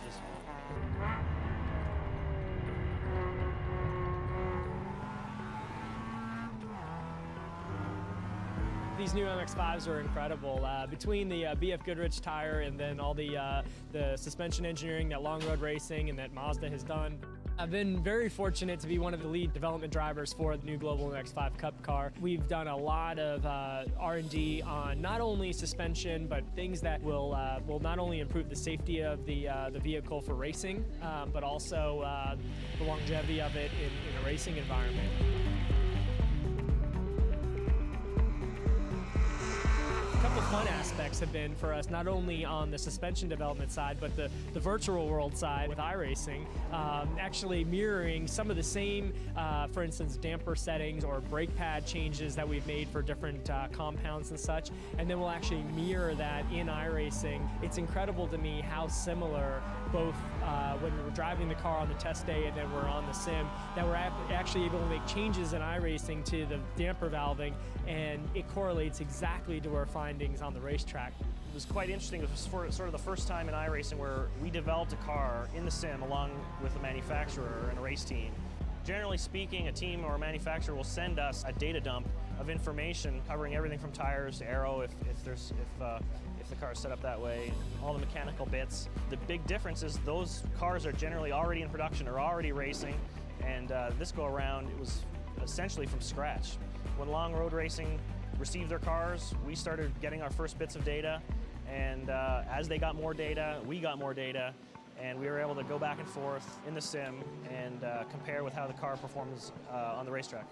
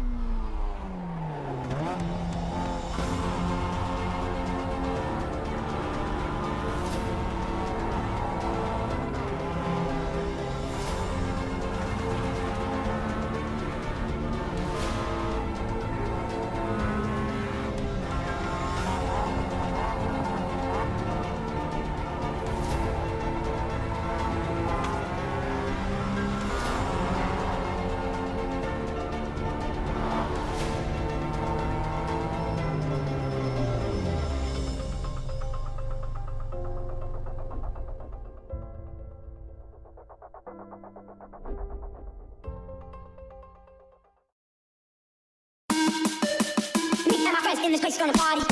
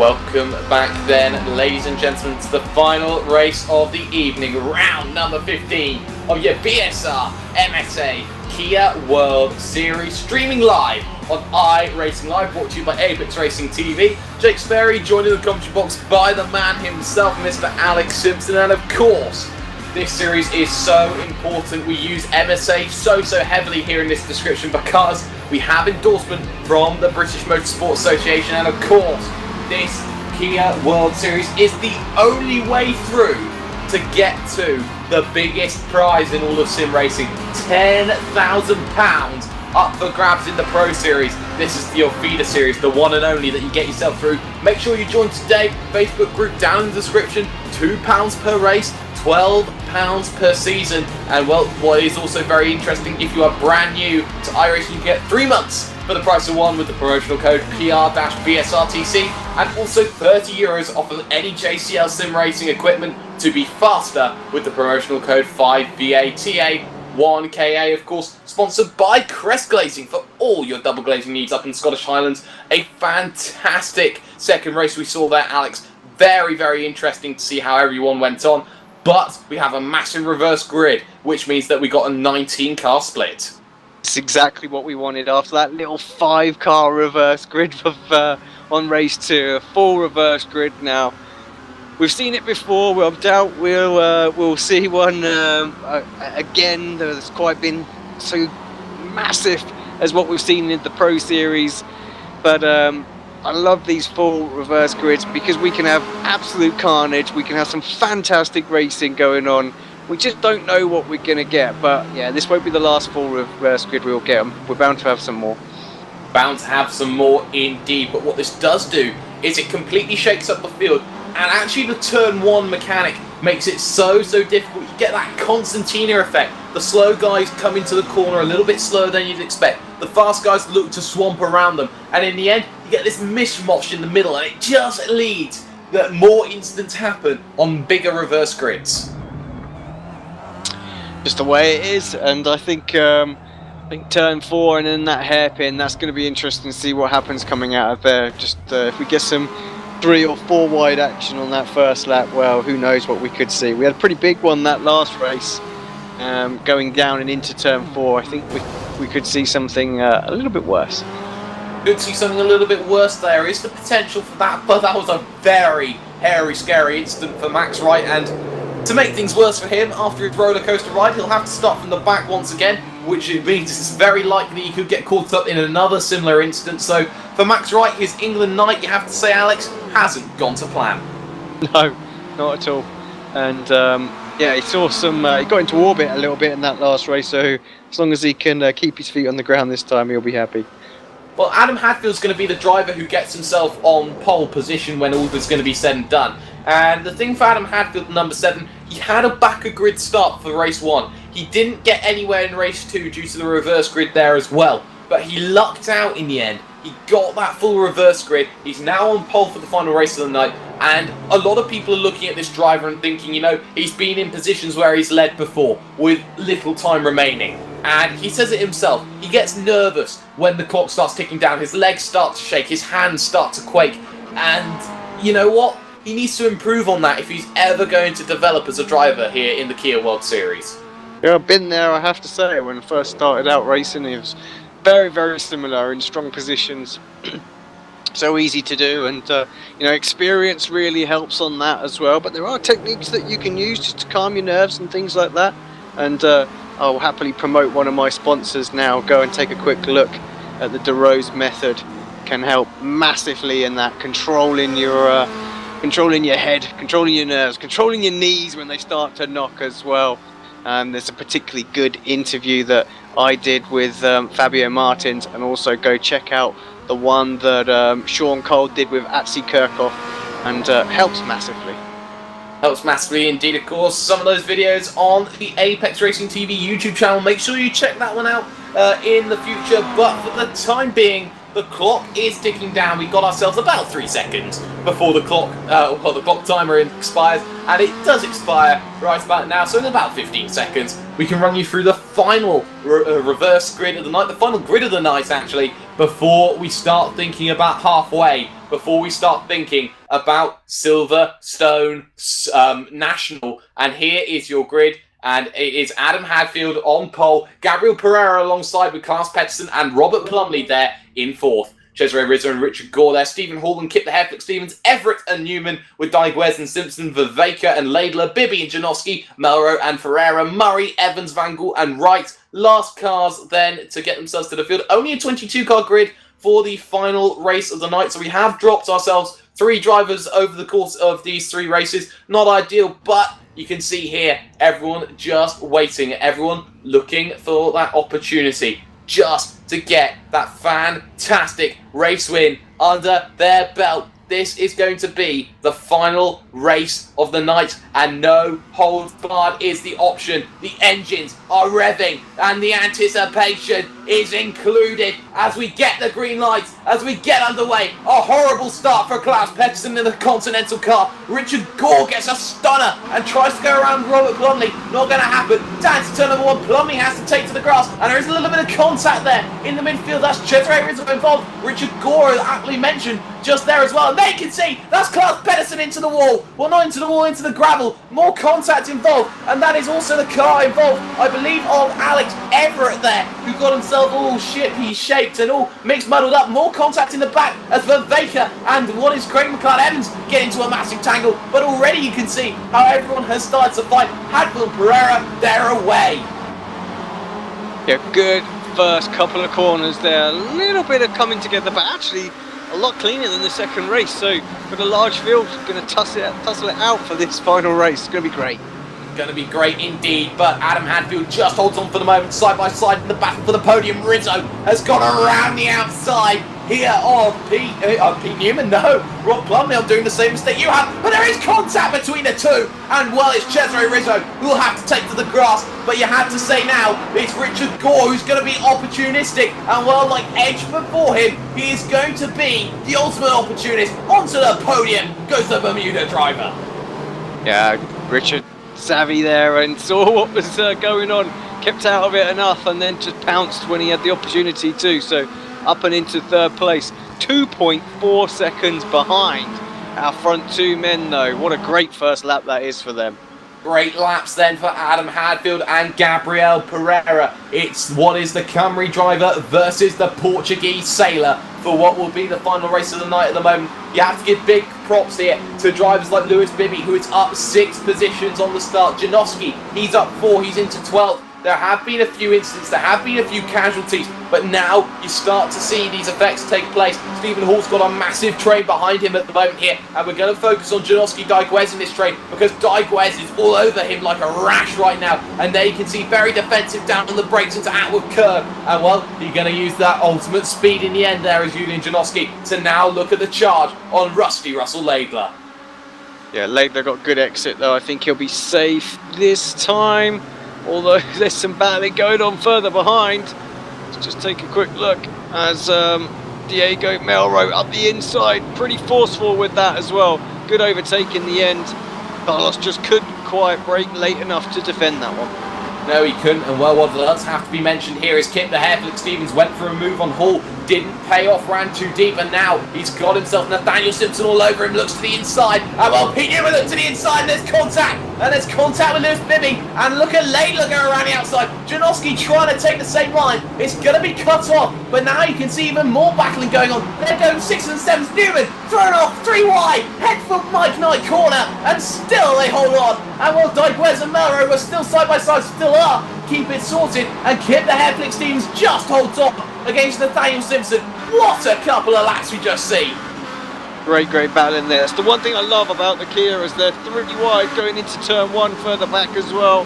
Oh, squeezes down, they're all sort of rubbing, but somehow they manage to keep pointing forward, and that is exactly what I was going to say just a moment ago. If you don't get that horrible quarter panel, the little bit of contacts here and there, usually you can plant your foot down and hold on to this car. and the racing can continue, and that's exactly what we saw in that last sector there. A bit scrappy in places, but still a lot of fun for us to watch.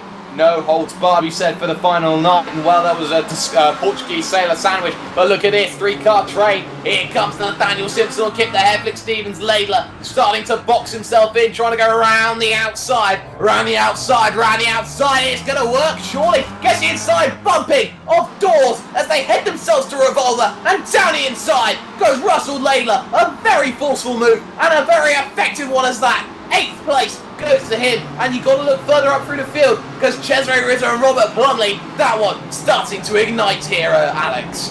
Yeah, great overtake there. I think Simpson was just caught unawares there. It looked like he was shocked all of a sudden that Laidler managed to pull that off around the outside and just didn't know that he needed to give the room on the inside. He got that little bump and it was like, whoa, there you are. Yeah, pretty much, and well, you've got to focus here at the battle at the front of the field. It's coming down a lot. Richard Gore now has the leader down under 2 seconds. He's 1.5 from the back of the pack, and we could see a 3-car train very, very soon. Half a second a lap. That's going to happen in about 4 laps time, so at about halfway distance at the moment, but we're going to focus here on Nathaniel Simpson, who's run a little bit wide there through Williams, and now here comes the hard charging, the championship leader, Julian Janowski in Iron Brew Highlander colours as he heads himself looking for the inside. Can't happen. Leaves the door slightly ajar, but ajar is not going to work for Lewis Bibby. Can't get himself through. And now look at this, Alex. Heading themselves down this back straightaway once again. Already you can see them move to the right-hand side, which I think is the wrong decision here from what is Nathaniel Simpson. He loses the toe, and now you can see Janowski try and hold it around the outside. Yeah, Julian not interested, gets the cutback, great cutback as well. He's going to have to go round the outside. He's almost got the move completed. Simpson's been side by side enough times to not give in on that easily. Holds it through the next left. They're still side by side, a little bit of grass, but move is complete for Janowski. Great overtake. Great overtake by Julian Janowski. Used it to absolute perfection, and Lewis Bibby now starting to have a look. Not going to happen, but there are battles going on, and one of them is Stephen Hall versus Cesare Rizzo. Battle for 5th place out on circuit right now. Rizzo takes that wider line in. He's going to try and get that better run out, but he doesn't get it. And now Stephen Hall, who's had a storming run, now looks to the inside here for the Cymru team. Looks to the inside for what is the corner of the first corner, turn number 1, and he makes it look very simple. He gets the move sorted, and he's up into 5th position here, Alex. Textbook stuff that as well there. Good battle further back, and that's between Kip and Laidler. Laidler pulling another move off as well, so Kip dropping down to 8th place now. Yes, he is. Rusty starting to go through the gears, cranking it up. And now you can see everyone just starting to Constantina in. The little looks here are starting to affect everyone. Yeah, you can see Nathaniel Simpson runs wide, and now Diogo Melro looking to capitalise on Lewis Bibby, who was looking to go down the inside, and Nathaniel Simpson hasn't quite materialised. Here's they head down the back straight, but no slipstream. It's going to be the nemesis of Diogo Melro. Can't get it sorted. Kip the Hairflick's got to worry, though, about the car that is just behind him. That's Julian Janowski. And now look at this train. Look who's on the back of it as well. Pete Newman's there. Carlos Diguez is there. Ricardo Ferreira's there. And now you can see this is a huge 8-9 car train right now here, Alex. And it's all stacked up behind Rusty Russell Laidler.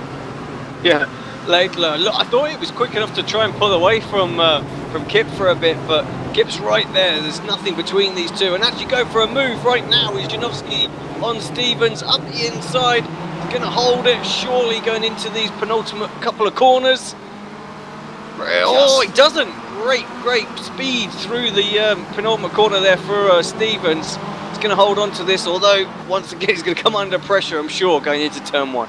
There you can see the pack starting to form. You've got to look at the front as well at some stage. And now you can see the moves down into turn number 1. Pete Newman has a dive down the inside. He gets one of them. He gets the car of what is, I believe, Lewis Bibby, who is falling backwards through the field. He's also looking at Diogo Maro, his own teammate. Of course, rivals last season for the title. Not this time by. But now you can see here just how everyone's starting to scrap. Let's look up at your race leaders right now here, because look how much Richard Gore has closed in since we last looked at them, because now the gap is right down. That gap is down within a second here, Alex, and now it's a 3-car scrap that they cannot afford to let anyone else close down on at half distance. Yeah, this is absolutely great. This is what we want to see. Oh, mistake from the leader as well. Hadfield just runs a little bit wide, dips his wheels into the sort of dusty area on the right. Doesn't affect him too much. These gears, they're okay over the grass. We've seen a little bit of that in the Pro Series as well. You can track it a little bit. Don't lose too much time. But all of a sudden, Gore, he's been closing in about half a second a lap, right on the tail now. It's Gabriel's going to have to get a move on. He's going to come under a lot of pressure. It's now or never if he's going to take an opportunity to go for a race win.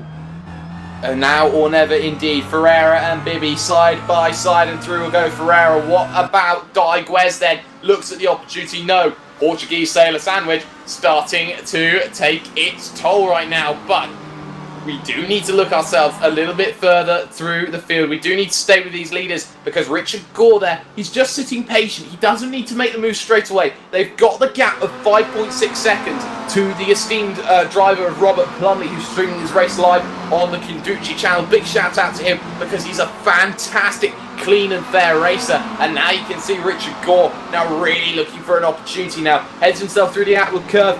Not quite close enough this time, but you have to say. Sorry, Jake. Battle here going on as well. This is between Plumley and Hall as well. They're side by side down that back straight. Leaders don't look like they're going to change for the minute, so we'll stay with this one. Will Hall complete this overtake? I'm not sure. Oh, he's very aggressive into the apex of the corner there. Plumley's still round the outside. You can see him in the rearview mirror. Oh, and he gets down the inside as he is still looking, but he doesn't get enough draft, doesn't get enough speed off the exit. He really had to sacrifice the run to pinch the car in, and in the end, loses the position there. Plumley down to P number 5, and now you can see Stephen Hall now up into P4, and if anything happens with this leading trio, we have to say here, Alex, this could be the chance where legends are made, where fables are told, where race wins and race podiums can be personal best for all these drivers here in the top 6. 9 minutes as they cross the line. This race is ticking by. We're already past the halfway stage. Going to get particularly exciting now. That pack behind the leaders still pretty close. Janowski has got his way up to 7th place, 2.3 seconds behind Ches now, so I'm sure that he can close that in as well. 1 second quicker that last lap, so that's going to just take a couple of laps just to close up. So we're going to have some great battles in the end of this race.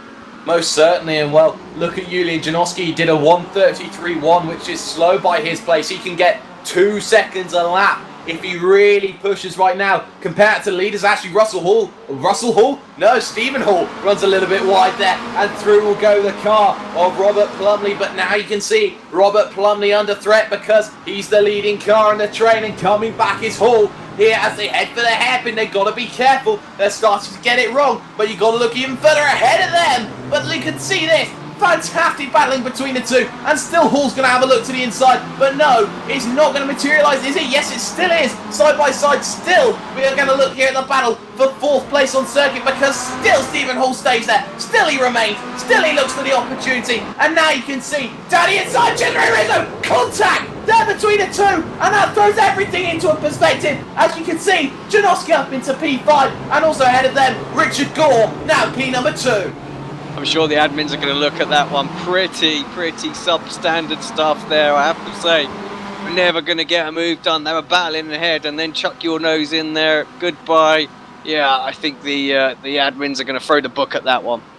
Yeah, they certainly are, and that is one that does have to be looked at right now. But you've got to look at how the field looks now as they cross the line. It's Hadfield, Gore, Pereira, Plumley there in 4th. Janowski now up into 5th. And now let's focus then on the hard-charging Julian Janowski, looking for points, looking for opportunities, looking for everything to work out in his favour. He started 16th. He is up 11 places in 12 and a half minutes. That really shows you just what a calibre of driver he is. He's making a pass almost every minute. And now Julian Janowski, in Iron Brew colours, is now really trying to force the message to Robert Plumley. This is a great scrap going on. This is for 4th place, and this is surely the pinnacle of what everyone wants to see happen here. Down on the brakes, and Plumley's a fighter who will fight for every position, Alex. And you can see right now, Janowski really looking at the opportunity. Yeah, he's going to make a move anytime. I'm just having a look at this battle that's further back as well, because they're 2 by 2, almost 3 deep as well now. So It's really starting to kick off a bit further back. Gore getting closer to the lead as well. We missed him getting up to second place, 0.4 of a second. Let's stay with this for a moment. We don't want to miss any overtaking, especially if it's for the race lead. Especially if it's for the race lead indeed. There are 2x2 battles behind. As you can see, Janowski getting a little bit impatient. Richard Gore then is staring down the barrel. Both of them staring down the barrel of their first race wins here. And you have to say, they are really looking for opportunities. They're really looking to try and play the game. 32-8. Meets a 33-2. That's another 0.4 off of Adam Hadfield. He's got to be sweating now. He's got to feel the pressure. The final 5 minutes is coming, and he knows he's got to play the defensive game, but it's just not coming back. Battle for fourth still going on. Janowski will have to look around the outside of Moss Corner here, and around the outside of Outward Curve here, Alex. And you can see right now, Plumley's not giving him one iota. No, covers off the inside perfectly well there. Oh, just on the exit there. As Hall just saw an opportunity open up. Somehow they managed to keep pointing forwards, but I think Hall's got some suspension damage. He's wobbling all down the straight. Kip Stevens behind is just going to, his eyes have lit up thinking, yeah, that's another place that I'm going to be able to pick up here. Yes, it is mistakes like those that cost him, but you can see Janowski looking through. Small contact between him and Plumley. They keep it together and keep themselves going forward. But we have to look at the leaders right now because Richard Gore is sitting there. He is waiting. He is looking to just pounce and look to charge to the front. He started 6th. He's +4 for the day. And now he's really looking for that opportunity to say that he can be a winner in the BSR MSA Kia World Series. Time across the line as they cross is going to be this amount. 15 minutes, 35 seconds. Looks at the inside, but no, the door very firmly shut. Janowski, just having a little look back. He's got to run into turn 1 as well. Will he try round the outside? No, he won't. Nothing going on there. Kip Stevens has moved up to 6th place though. Straight through Hall. So that suspension damage that Hall's got is going to compromise him somewhat. I think we've got Laidler coming up next as well. It's going to be a horrible couple of laps now for Stephen Hall. He's just going to slip back. There was some accidents. There was something we missed. Diego Melro, I think maybe Nathaniel Simpson and a few others as well. Carlos all dropping down. So big mistakes. Janowski side by side. Lots going on. We just can't keep up with it at the moment. Just can't keep up. Nathaniel Simpson is crabbing to the pits. His race is all but over, but it's all heating up in the final 5 minutes. Janowski gets through then on Robert Plumley, and you can see Laidler trying to get through on Stephen Hall. He can't confirm it at the moment, but he's going to have to run a little bit wide, take that instant point. 13 and you're out, and he takes that point, but he takes the position as well. So very crafty move by Russell Laidler there. Little bit cheeky, but gets the move sorted. But now you can see here that gap between what is Julian Janowski and Gabriel Pereira in 3rd is 9 seconds. That one ain't going to close. There you can see Simpson crawling himself over the line. He's desperate to finish this race, but now you can see here, battle for your race lead. Gore, he's closer than he's been, but still can't find that move. 17 minutes, 9 seconds. That's about 2 laps to go here, Alex. And now you can see tempers might start to flare.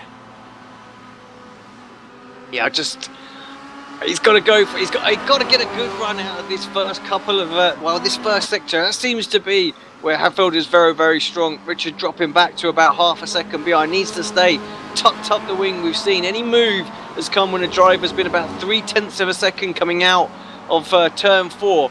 0.4 is where Gore is now. He's going to close in with the slipstream, but I just don't think it's going to be enough. He's got to really push in that first sector to get close to get this move done. Yes, he does, and now time is of the essence. Gore will probably have just one more opportunity to get that move sorted. Now you can see here, Alex Everett's got to run as wide as he can. He's got to have the widest car in the BSR MSA Kia World Series if he wants to get his first race win. It's a battle of 2 guys looking for their very first win here at Okayama, round number 15, and it all culminates here. Another little look then from Richard Gore, but still cannot find a way through. He knows he's a little bit quicker. He knows he can pull 0.4 of a second a lap on Adam Hadfield, but Hadfield's been resolute in a way that we haven't seen him be before. He's got one more lap just to hold on in the Camry car against the Bermuda man of what is Richard Gore, and now you can see just how it means to everyone. This is your last lap of the race. Turn 1, first corner, again he runs deep, but deep isn't good enough if you can't make the move, and still we wait. There are battles further behind. We'll get on and address them after the race, because this one is going to be one which will crown a fabled champion, or a fabled winner even. But now you can see here, look at the run out of Williams that Adam Hadfield seems to always get. That might just be the gap enough that says that Adam Hadfield could be a race winner, but you can't count your chickens just yet. Down the back straightaway out of the outward curve, and now you can see how everyone needs to just stay calm, just keep themselves. They are on the cusp of looking at an immortal here,